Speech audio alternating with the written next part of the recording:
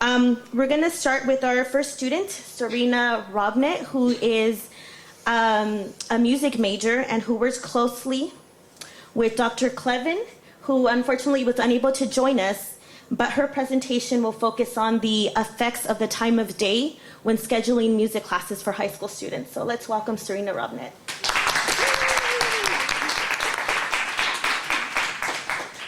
Thank you, Angelica, for that wonderful introduction, and thank you all for coming.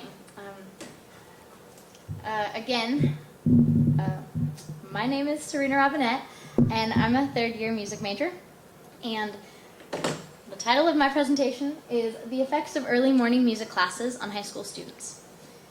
To begin, I'd like to ask you all a question. If this presentation were held at 7 in the morning, how many of you would be falling asleep like the night owl or wide awake like the early bird? Or how many of you would be somewhat in the middle of these choices that this webcomic shows? My research is related to this question in that I studied the time of day preferences of high school students involved in early morning music classes. The problem that prompted me to do this research is that some schools schedule music classes an hour before the formal school day. These classes are usually music classes so that schools can schedule music in the curriculum without taking time away from other classes.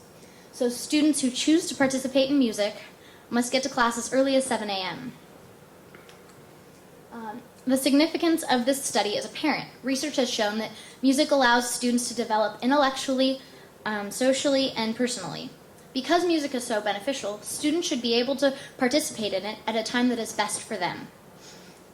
This brings me to my research question. I asked two questions. Is early morning music class detrimental or beneficial to high school students? And is there a time of day in the formal school day that is more suitable to schedule classes? My participants consisted of 24 students from 2 high schools in the Santa Cruz County School District. And their classes started from 7 a.m. and went all the way until 8 a.m. It should be noted that the classes were a jazz band and a jazz choir, but I will discuss that later in my presentation. I gave the students a survey that consisted of revised questions from the Horn and Osberg Morning-Evening Questionnaire and the Brown University Sleep Research Lab's Sleep Habit Survey, and it consisted of 15 questions with such as, what time do you usually go to bed on school days? And I will discuss other questions in my presentation. For the results, I focused on 3 main questions from the survey. The first one was, one hears about morning and evening type people. Which of these do you consider yourself to be?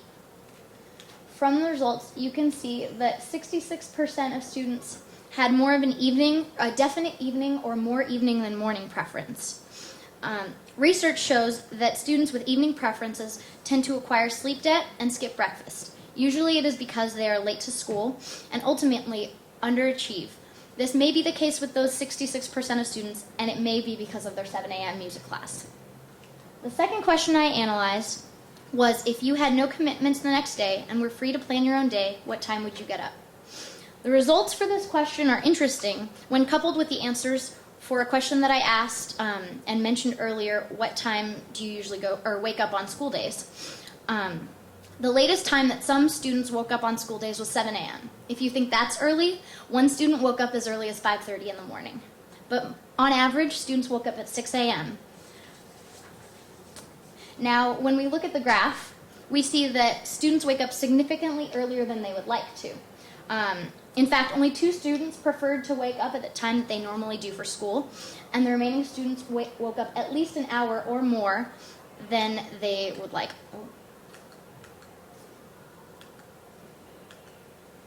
And the last question that I analyzed was, you have 2 hours of music practice. You have to do 2 hours of music practice. If you were entirely free to plan your day, in which of the following periods would you choose to do the work? The time periods are shown on the x-axis, and it looks as though many students prefer 8 a.m. to 10 a.m. However, that's only 9 students, which is around the same number of students that had a definite morning or more morning than evening preference. I would also like to note that although 8 a.m. to 10 a.m. is still early, it is an hour later than when their classes are held. The other 14 students prefer to play music after 11, which is 4 hours later than their usual 7 a.m. class. So although some students prefer to do music in the morning, 7 a.m. is far too early for music class, and most students would prefer a time that is much later. To sum up my results in a brief conclusion, the majority of students have somewhat of an evening preference, and they prefer to do music in the morning, but not as early as 7 a.m. So these results show that music classes should be scheduled later in the day to accommodate for the majority of students with evening preferences, so that they do not acquire sleep debt, skip breakfast, and do poorly in school. What I found when analyzing my data was that my surveys should have included more questions related to music practice, music motivation, and attitudes towards music.